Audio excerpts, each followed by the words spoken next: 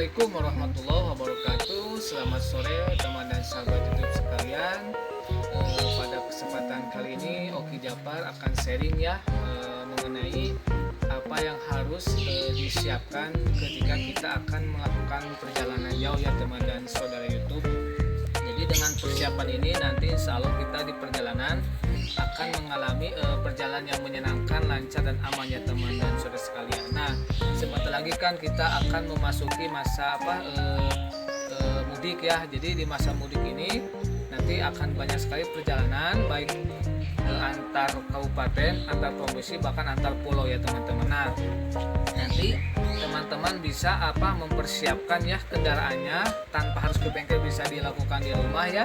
Jadi apa saja yang harus disiapkan untuk perjalanan nanti ya teman-teman. Oke, kita akan mulai teman-teman ya. Yang pertama, kita jangan lupa untuk mengecek dulu yang oli mesin ya teman-teman dan saudara. Di sini oli mesin nanti sebelum pergi kita lihat dulu untuk kekentalannya teman-teman ya. Jadi ini seperti ini masih kental dan warnanya masih bening ya, belum hitam atau kecokatan. Jadi secara kekentalan ini masih bagus ya teman dan saudara. Yang kedua, dilihat ini tinggi batas olinya. Jadi ini yang minimal, ini yang maksimal teman-teman. Jadi usahakan untuk ketinggian oli itu di batas yang maksimal ini ya. Jadi yang titik nomor 2 ya teman-teman. Yang berikutnya kan ini oli ada yang mengganti setiap 5.000 kilo ataupun 10.000 kilo. Nanti teman-teman pun bisa dicek riwayat pengganti olinya, ini oli sudah berjalan untuk berapa ribu kilo ya teman-teman. Nah, itu yang pertama oli ya teman-teman. Yang kedua itu adalah jangan lupa yang kedua itu minyak rem atau oli rem ya teman-teman. Periksa juga nih oli rem jangan sampai kurang dari ukuran yang sudah ditentukan, yaitu ada minimal dan ada maksimal teman-temannya. Maaf, ini maksimal, minimalnya ada di bawah teman-teman. Nah, jadi usahakan ini jangan sampai kurang dari boleh kurang dari maksimal ya, misalkan di tengah-tengah, jangan sampai kurang dari minimal ya teman-teman. Nah, ini minimalnya di sini, maksimalnya di sini. Jadi kalau misalkan oli remnya kurang, nanti sama teman-teman bisa ditambahkan.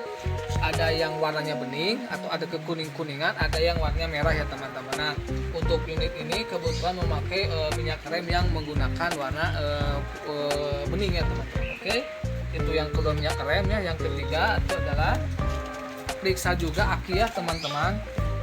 Ini aki sebagai sumber tenaga dari kendaraan ya, ini akan menghidupkan starter ya, yang akan menghidupkan lampu-lampu, head unit dan lain sebagainya. Jadi teman-teman nanti ya, selain ada dua yang bisa dicek. Yang pertama, cek dari indikator mengetahui kondisi aki ya teman-teman. Nah, kalau misalkan ini kan ada tabungnya ya, tabung plastiknya. Kalau misalkan tabung plastiknya warna biru pinggirnya dan merah tengahnya, berarti ini aki dalam kondisi bagus ya teman-temannya. Jadi jangan lupa cek aki. Yang kedua, cek secara ketinggian air aki ya teman-teman. Untuk ketinggian air aki ini harus di upper level, jangan ada upper sama apa ya, lupa lagi ya. Pokoknya di upper ya teman-teman untuk ketinggian aki, untuk ketinggian air akinya. Nah, kalau misalkan ini kurang air akinya, bisa ditambahkan dengan air aki isi ya, jangan pakai air aki zur. Kalau air aki zur itu yang warna tutupnya warna merah, itu untuk pengisian kali pertama aki digunakan. Nah, untuk penambahan air aki itu menggunakan air aki biasa yang tutup bawahnya warna biru ya teman-teman. Jadi jangan sampai terbalik ya teman-temannya. Oke, itu aki ya. Yang berikutnya, periksa juga air radiator coolant ya teman-teman. Nah, ini air radiator coolant ini fungsinya itu sebagai pendingin ya, supaya mesin nanti tidak overheat ya teman-teman.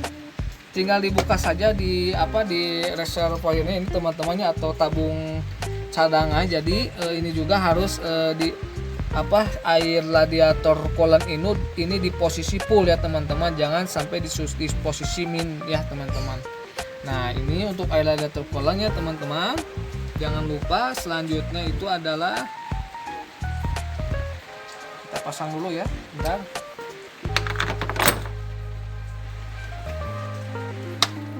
Nah, berikutnya cek juga ini air wiper ya. Ini air wiper fungsinya sekarang kebetulan kan musim hujannya. Jadi ketika nanti kita berada di belakang kendaraan yang besar, kadang-kadang kaca suka kotor ya. Nanti bisa dibantu dengan air wiper supaya kaca bisa bersih kembali. Selanjutnya difungsikan wipernya teman-teman ya. Nah, untuk air wiper ini bisa menggunakan cairan khusus ya, untuk cairan khusus ataupun bisa untuk sampo juga nggak apa-apa ya teman-teman, supaya nanti ke kaca lebih bersih ya teman-teman. Nah, selanjutnya itu adalah kita periksa ukuran tekanan ban ya teman-teman. Nah, untuk yang menggunakan penggerak depan biasanya menggunakan tekanan ban itu adalah 36 PSI ya, dan belakang pun sama 36 PSI. Tapi kalau misalkan untuk penggerak roda depan sama penggerak roda belakang biasanya menggunakan ukuran tekanan ban ini seperti Avanza ya, ini 38 ya teman-teman untuk yang roda penggerak belakang, dan yang depan itu adalah 34 PSI ya teman-teman ya, atau ukuran yang ada di tukang-tukang yang pinggir jalan itu teman-temannya, yang kompresor itu. Oke. Ya, berikutnya itu adalah tadi ban ya.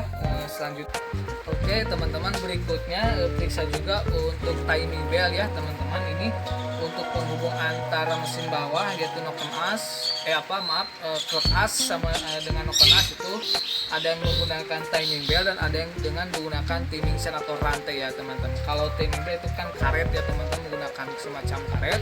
Jadi kalau misalkan kendaraan Anda menggunakan timing belt ini harus dicek, nanti ada rekamnya ini udah berapa ribu kilo nih sampai dengan saat ini timing beltnya teman-teman. Kalau misalkan sudah mendekati 50.000 kilo bahkan 50.000 kilo, maka sebaiknya diganti dulu timing beltnya.